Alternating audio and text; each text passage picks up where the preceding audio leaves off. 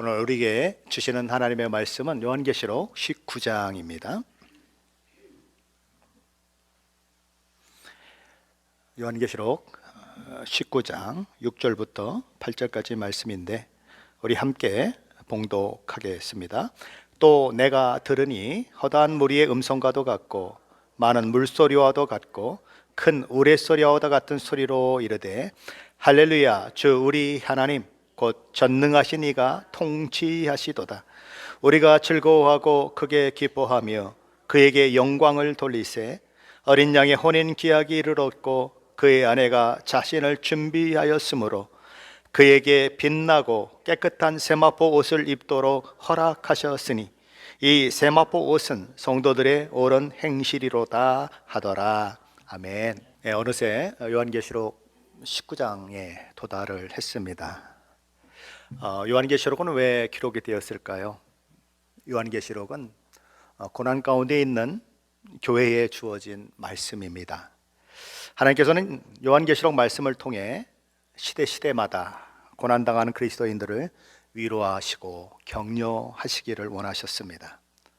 수많은 악의 세력들이 등장하고 그들의 박해와 핍박으로 인해 교회가 심한 어려움 가운데 처해지고 심지어 교회라는 존재가 이 세상에 살아남을 수 있을까 의문이 들 만큼 격한 시대를 맞닥뜨리는 현실의 거센 파도 앞에 선 교회들에게 하나님께서는 결코 교회의 패배를 허락하지 않으실 것이고 교회를 최종적인 승리의 자리로 이끌어 주실 것을 확인시켜 주는 것이 바로 요한계시록인 것입니다. 사랑하는 성도 여러분은 요한계시록의 말씀대로 이루어질 것을 믿으십니까? 그렇다면 이 사실을 정말 믿음으로 보고 듣고 믿는 신자라면 어떤 삶을 살아내야 할까요? 그가 해야 하는 일은 무엇일까요? 요한계시록 전체의 흐름 속에서 그 해답을 찾는다면 뭐니 해도 그것은 예배입니다. 우리의 창조주가 되시고 우리의 주인이 되시고 우리의 구원자가 되시는 하나님, 죄와의 허물로 죽은 저와 여러분을 살리기 위해서 아들 독생자 예수 그리스도를 기꺼이 십자가에 내어주신 하나님, 그리고 모든 끝에 교회의 최종적인 승리로 끝나게 될 것을 약속하신 하나님을 바라보는 신자들에게 있어서 해야 할 일은 예배밖에 없는 것입니다. 모든 것이 우리의 유익을 위해서 진행이 되고 있고 모든 것의 끝에 우리는 영광된 미래가 보장된 사람들이라고 하는 그 사실은 오늘 현실에서의 어려움, 역경, 아픔, 고통, 눈물, 한숨 이런 것들을 뛰어넘어 그 하나님을 바라보는 믿음으로 인하여 예배를 가능하게 만드는 것입니다. 요한계시록 시작하면서 어떤 것으로 시작이 됐는지 기억이 되십니까? 우리의 예배의 대상인 우리 주 예수 그리스도의 환상으로 요한계시록 1장은 시작이 되고 있습니다. 그리고 초대교회, 7교회에 대한 환상, 세상에 오고 오는 세대에 있어질 모든 교회를 상징하는 7교회에 대한 환상이 요한계시록 2장과 3장에 기록이 되고 있습니다. 그들은 누구입니까? 현재 하나님을 예배하는 교회의 모습인 것입니다. 그리고 그 예배의 광경은 어떻게 끝이 납니까?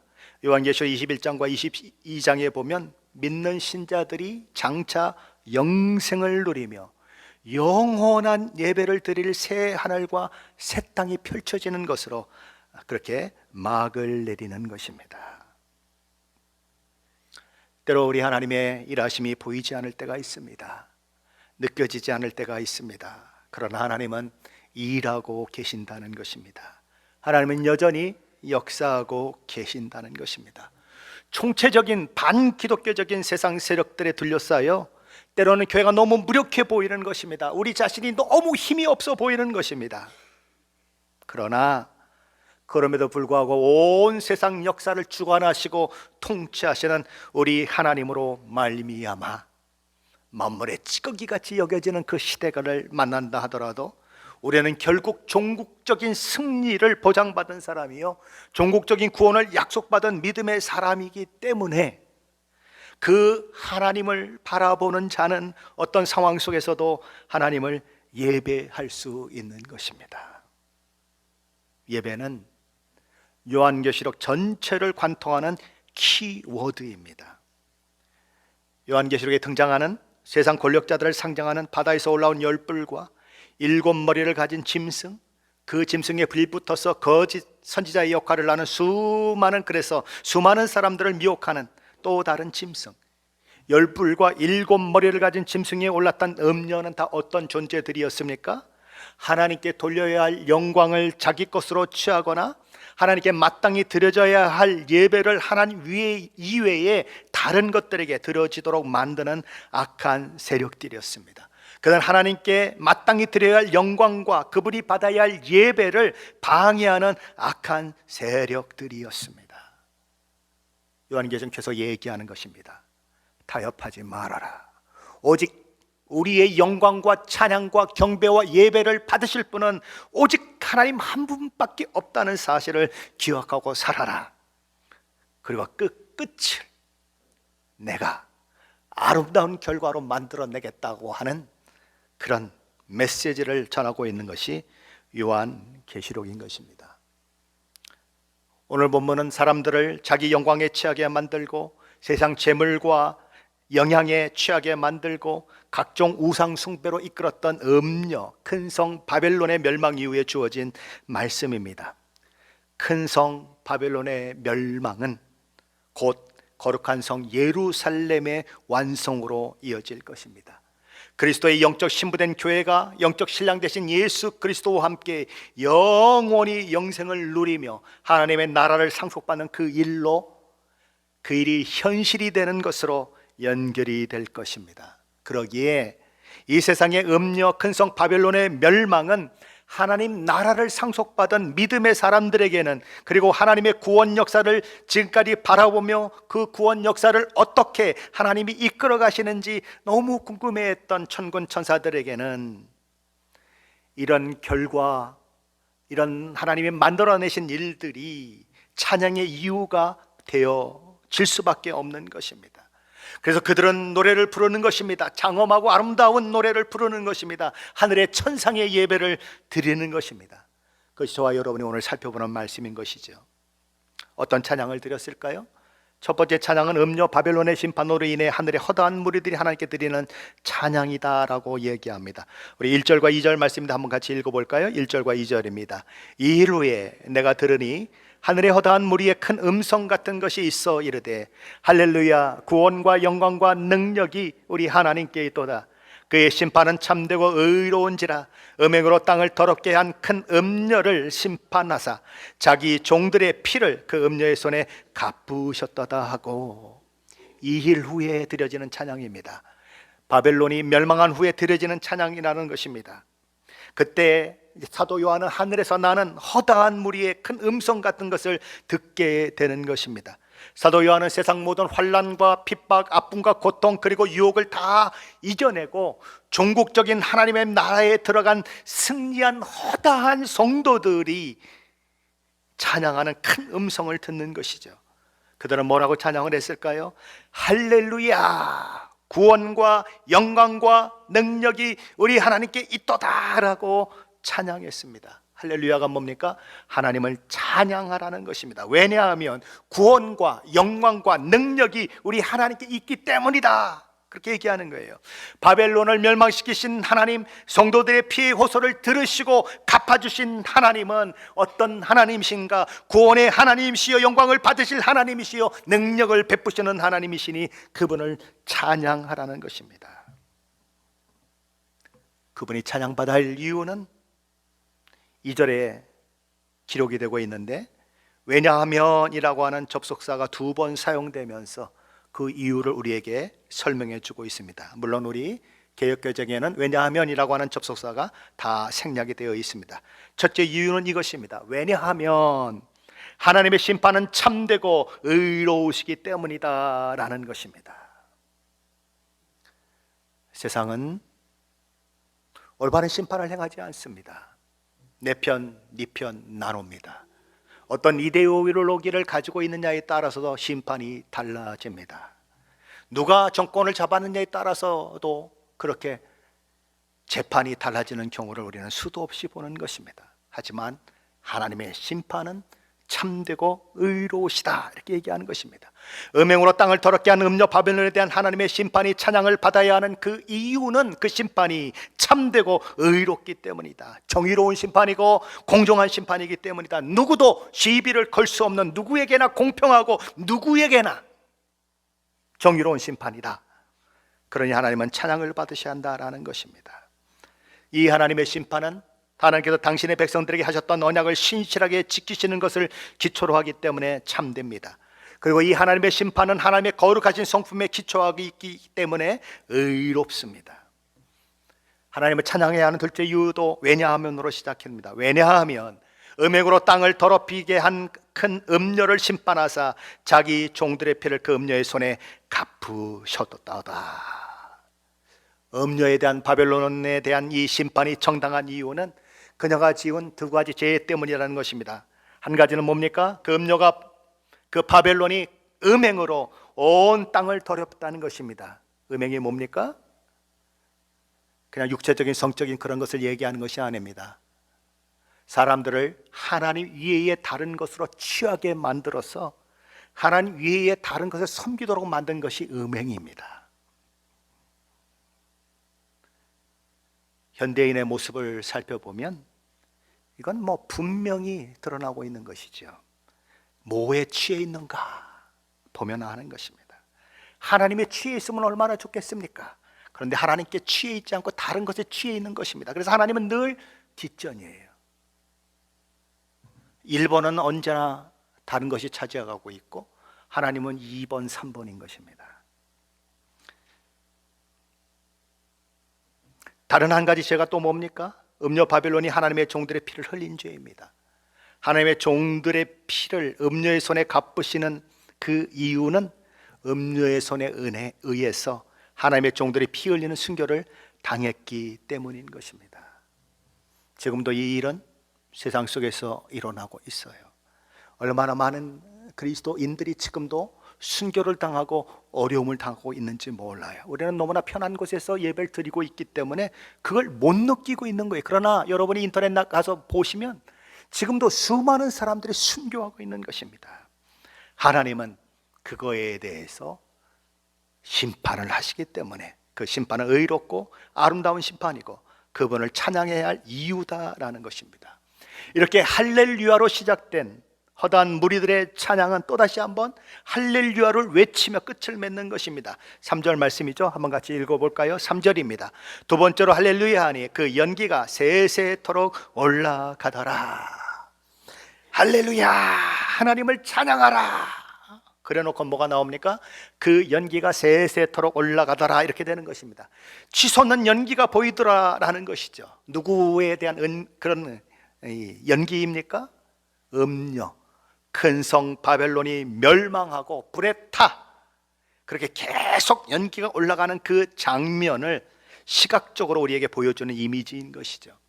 이 연기가 세세토록 올라간다고 하는 것은 음녀의 연기가 세세토록 올라가는 것을 말하는 것입니다. 큰 성 바벨론이 불타오르는 연기는 하나님의 대적인 악의 세력들인 사탄인 용, 두 짐승과 우리 주 예수 그리스도를 끝까지 믿기를 거부하고 하나님 없는 삶을 추구했던 불신자들이 던져질 불과 유황으로 타는 불목과 연결되는 그런 이미지로서의 연기인 것입니다. 큰 성 바벨론이 그렇게 멸망하듯이 사탄 용도, 세상 권력자인 바다에서 올라온 짐승도, 거기에 빌붙어서 거짓 예언을 했던 목사들도, 선지자들도, 그리고 하나님 믿기를 끝까지 거부하며 살았던 불신자들도 누구의 운명을 따라갈 것인가? 결국은 바벨론처럼 될 것이다 라고 하는 것을 보여주고 있는 것입니다. 하나님은 영원하신 하나님이십니다.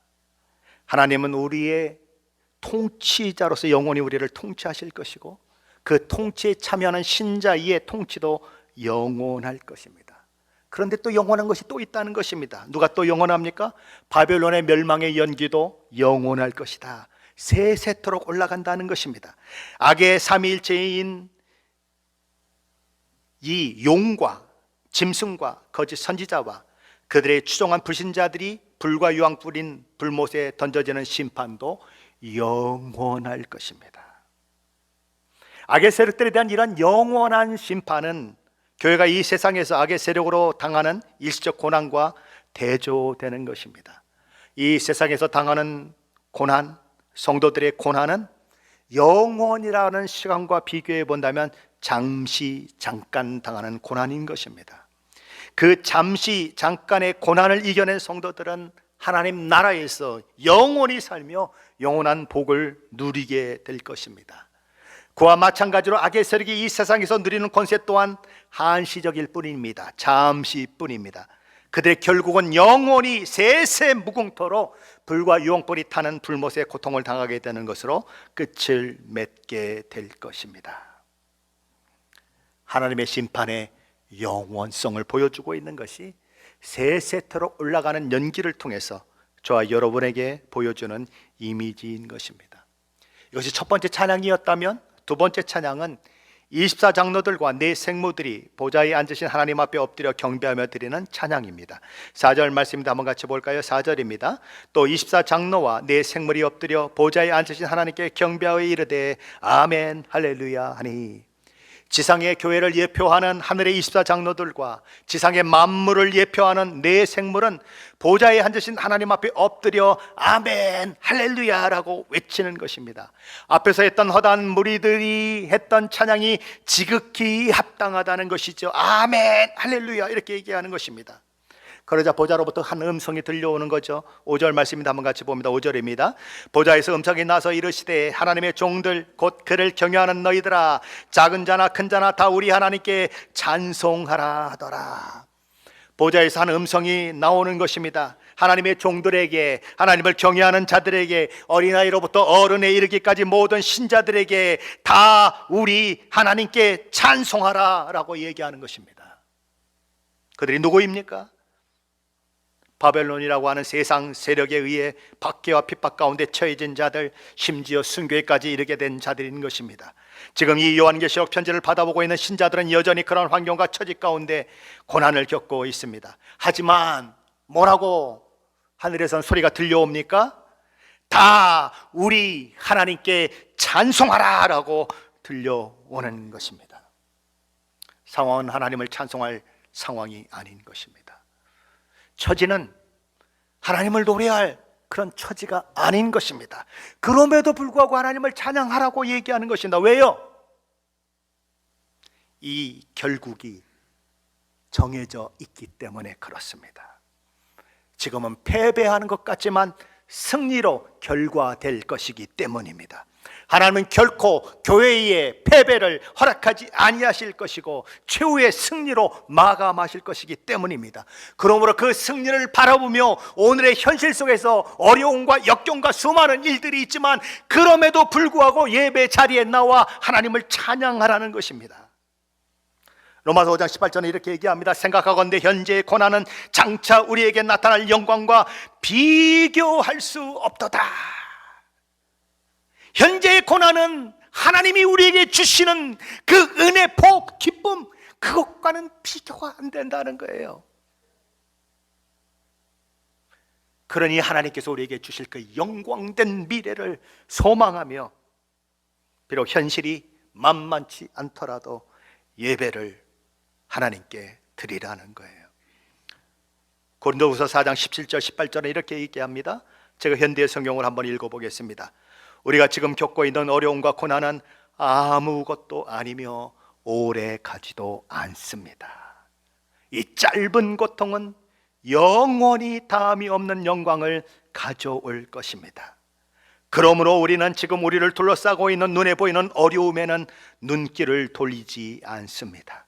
오히려 우리는 아직은 보이지 않지만 하늘에 있는 기쁨을 바라보고 있습니다. 어려움은 곧 사라질 것입니다. 그러나 그 기쁨은 영원히 계속될 것입니다.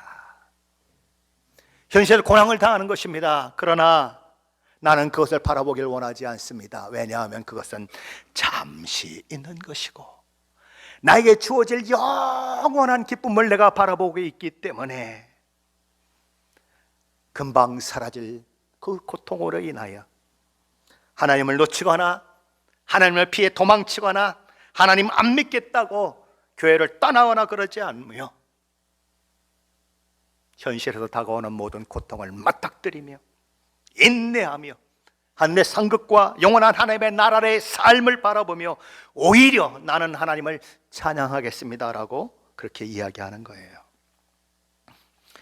이런 찬양이 하나님 앞에 올려드리자 마치 하나님의 보좌로부터 나온 이 권면의 응답이라도 하듯이 허다한 무리들이 하늘에서 외치는 찬양의 소리가 또 사도 요한에게 들려오는 것이죠.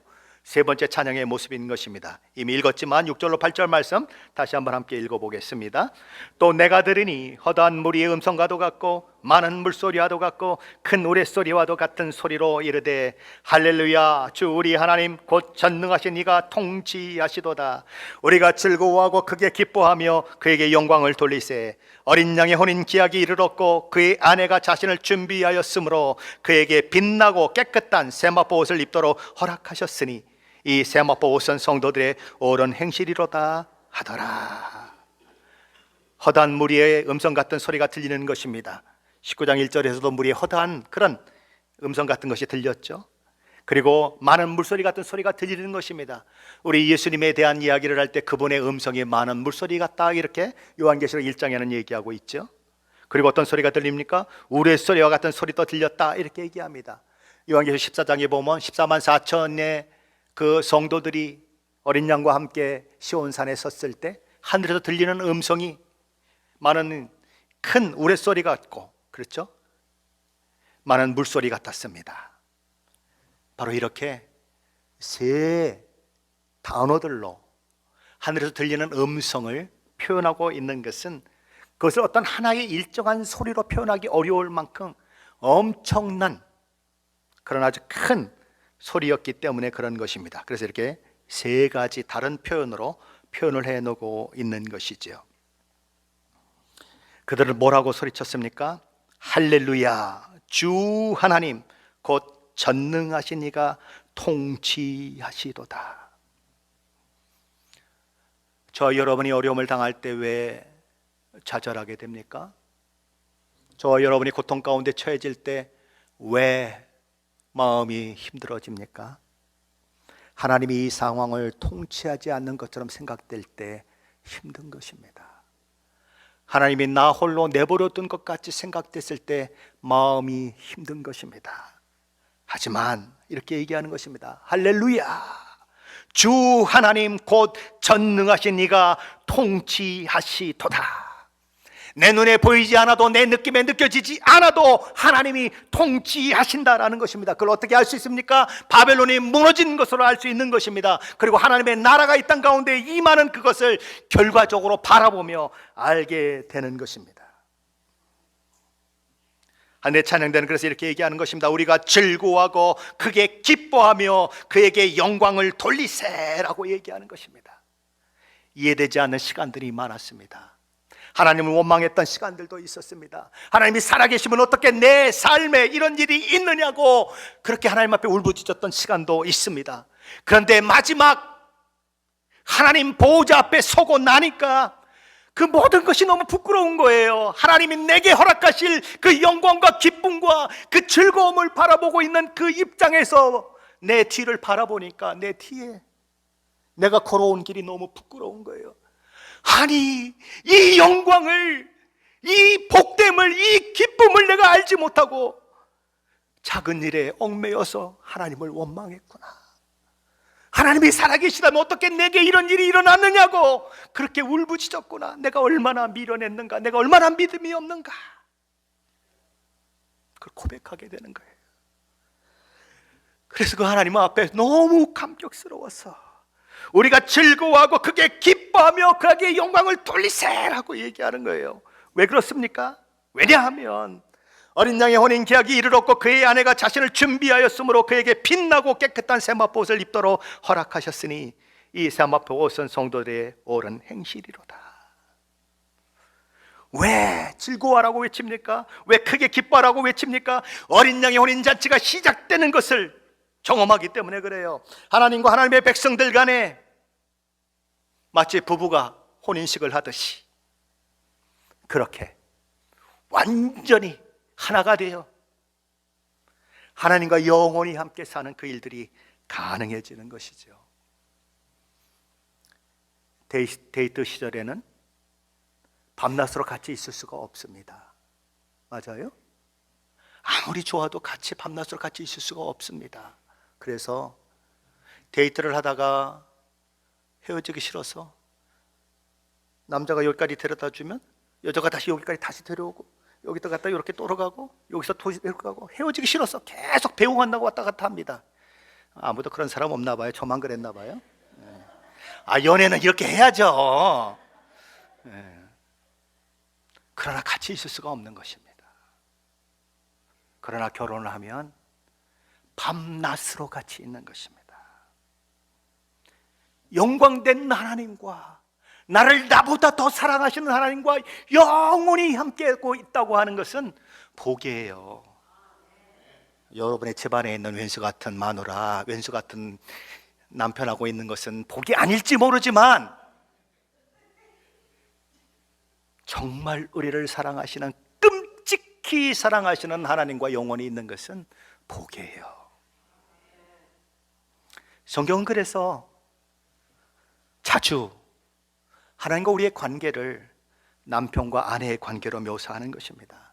신약에서도 예수님은 오실 신랑으로, 우리는 그 신랑을 기다리고 있는 신부로 이야기를 하고 있는 것입니다. 어느 날 하나님의 타임 테이블에 따라서 예수님이 이 땅에 오시면 우리를 신부로 취하는 영적 결혼식이 있게 될 것입니다.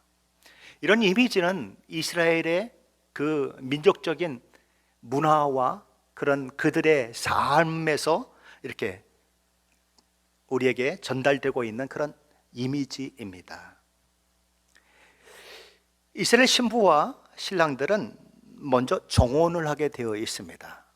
정혼을 하고 나면 한 1년 정도 진짜 결혼식이 있을 때까지 기다리는 그 시간이 있습니다. 그런데 법적으로는 이미 부부가 되어 있는 것으로 인정을 하는 것입니다. 그게 누구였어요? 마리아와 요셉이 그랬습니다. 정혼한 사이입니다. 아직 첫날 밤도 치르지 않았습니다. 그런데 부부예요.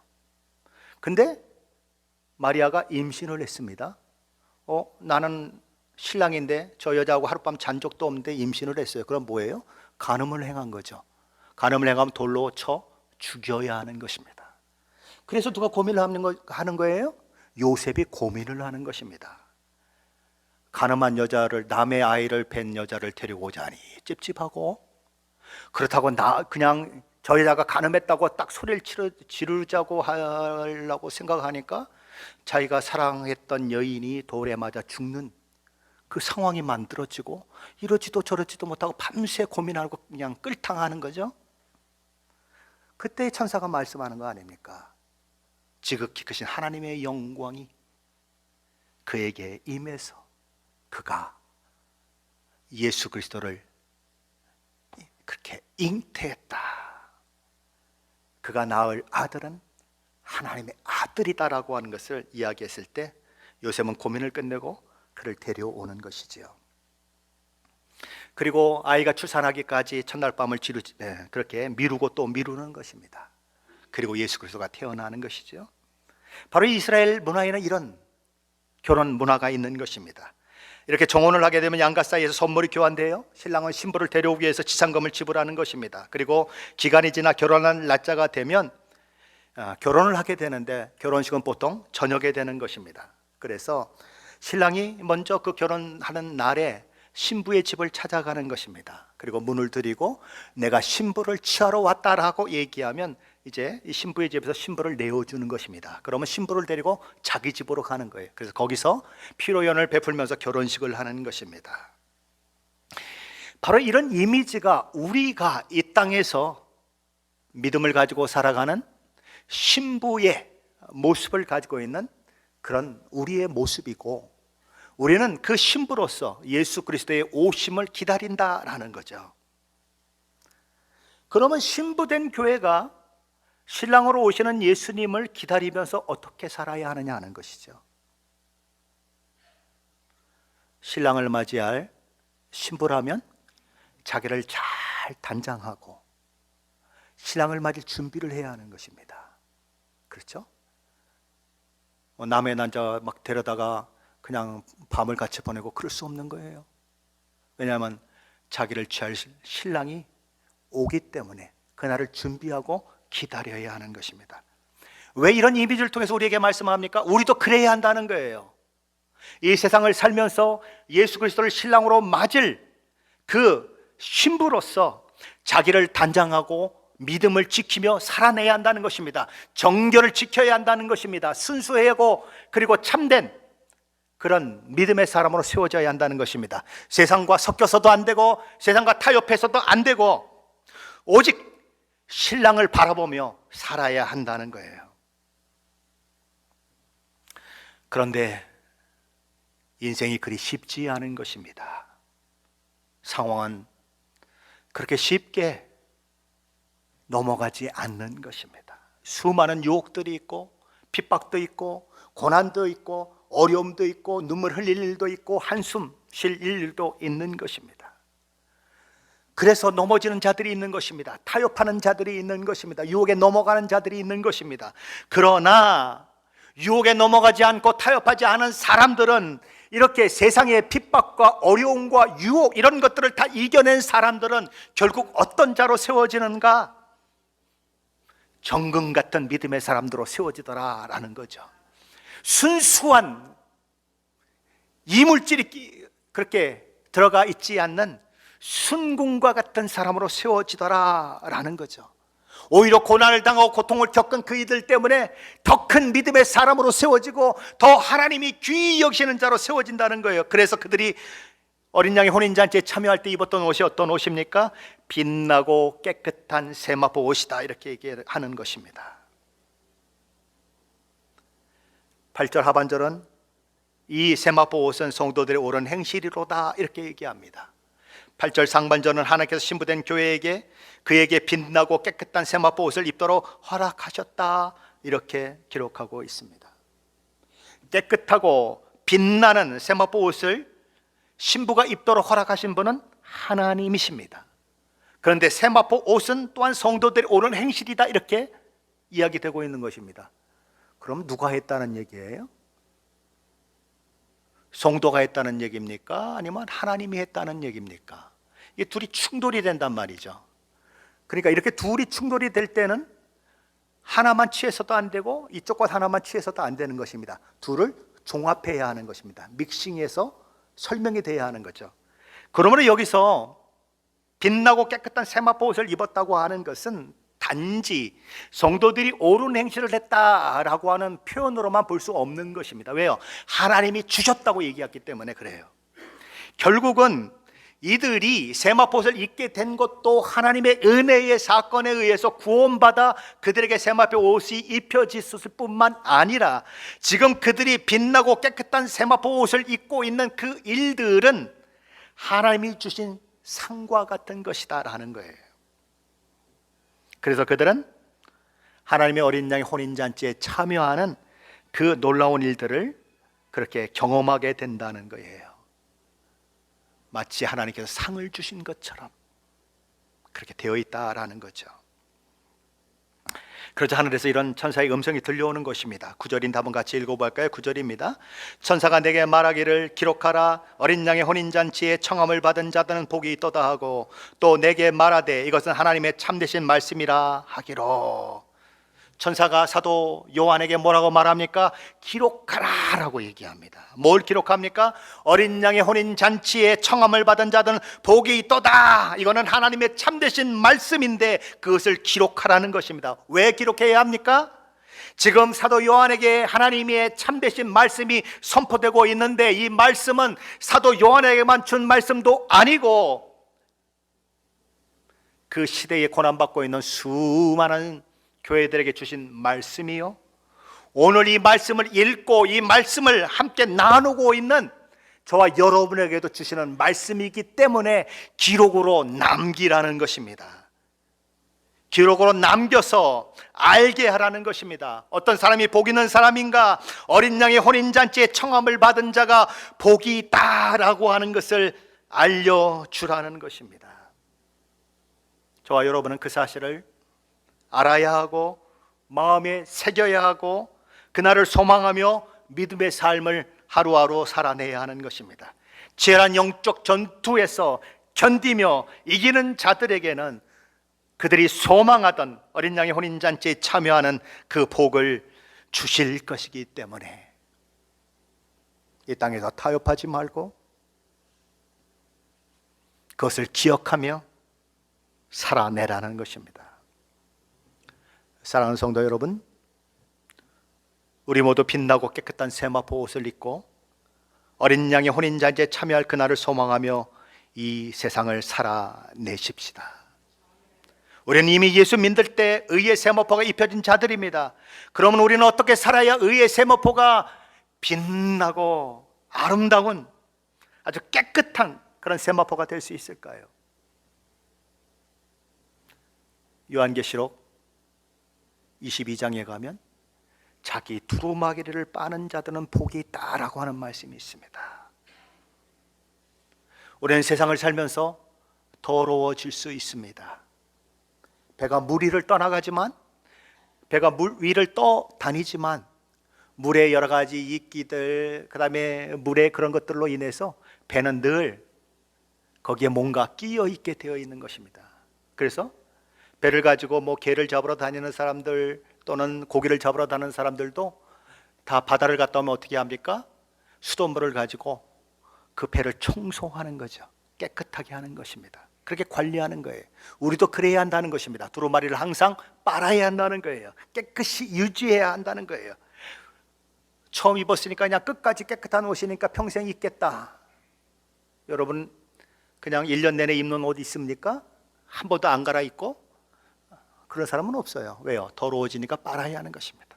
그것처럼 저와 여러분은 늘 자신이 세상에 물들지 않았는가, 세상의 정신과 가치관을 따라가지 않았는가 살펴보면서 자기를 지켜내고 자기를 늘 정결한 신부로서 세워지도록 그렇게 해야 하는 것입니다. 그날을 바라보며, 어느 날을 어린 양의 혼인잔치에 참여할 그날을 바라보며 오늘 현실 속에서 맞닥뜨리는 수많은 고난과 역경, 아픔과 고통, 눈물, 한숨을 이겨내야 하는 것입니다. 그리고 포기할까? 예수 믿는 것 그냥 내려놓을까? 에휴, 교회 다니면 뭐해? 교회 막 그냥 마음에 들지 않는 것들로 가득 차 있는 교회 뭐 하려고 다녀? 그런 마음이 들 때도 있을 수 있겠지만, 그러나 그럼에도 불구하고 자기를 지키며 하나님이 주실 그 나라를 소망하며 하루하루를 살아내야 한다라는 것입니다. 어떤 자세로? 신랑을 기다리는 신부의 자세로. 그래서 우리 주님은 열처녀를 얘기한 거 아닙니까? 열처녀가 다 신랑을 맞이하려고 준비를 하고 있어요. 그런데 5 처녀는 기름을 준비하지 않고 있는 것입니다. 등불이 기름이 없으면 어떻게 되죠? 있으나 마나죠. 그렇죠? 예. 살아있는 믿음은 행동하는 믿음이에요. 살아있는 믿음은 삶이 따라가는 믿음이에요.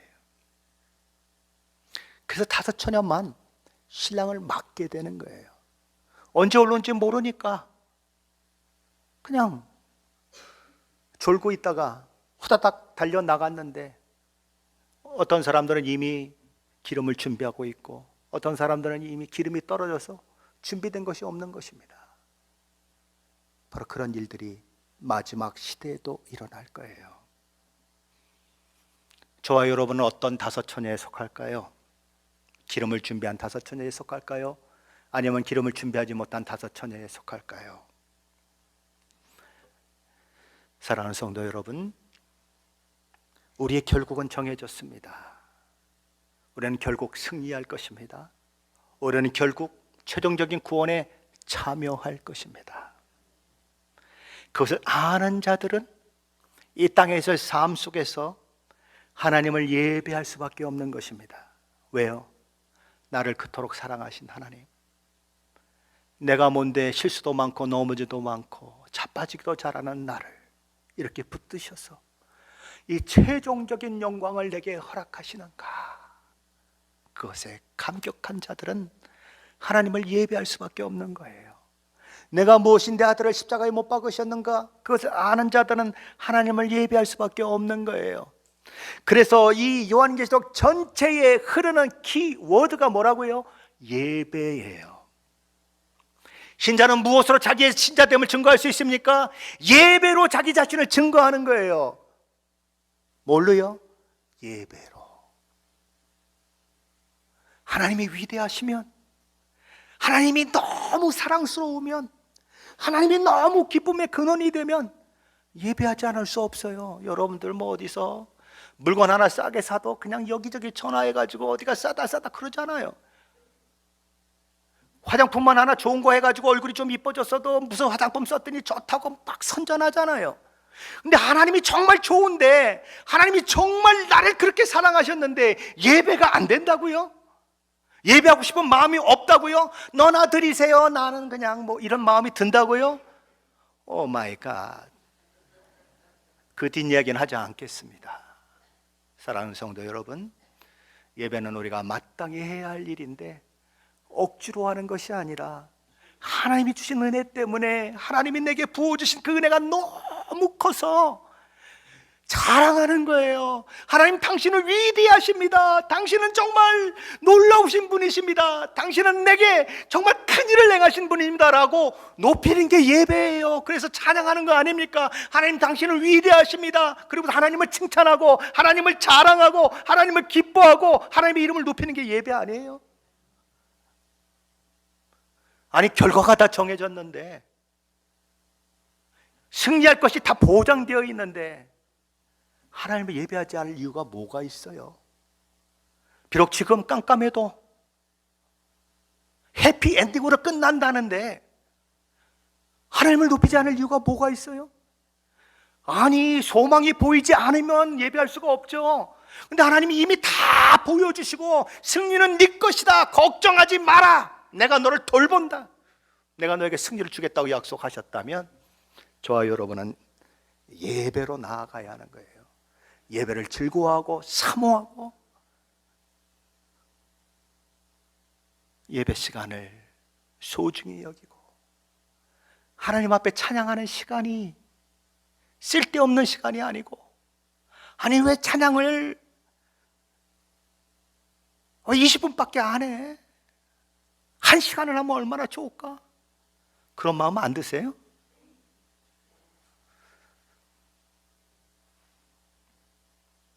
그런 마음 드셔야 해요.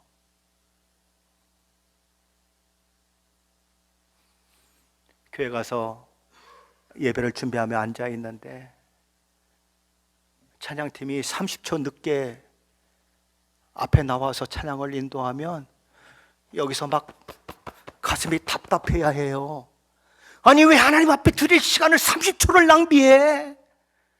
더 드리고 싶은데. 이런 마음이 있어야 해요. 왜요? 우리 하나님은 그런 찬양을 받으시 합당한 분이시잖아요. 우리에게 그런 놀라운 일을 행하신 분이잖아요. 그런데 우리의 예배가 어떻게 장송곡 같은 예배가 될 수가 있어요? 축제의 예배, 결혼식의 예배, 기쁨의 예배, 환호성이 터져나오는 예배가 돼야 되지 않아요? 어떻게 그냥 우 이러고 막 그냥 장송곡을 부르듯이 찬양을 부를 수가 있어요? 사랑하는 성도 여러분, 하나님은 예배를 받으셔야 하는 분입니다. 세상 모든 것들이 그 예배를 다른 것에 돌리려고 길을 쓰지만 하나님은 그거를 용납하지 않으세요.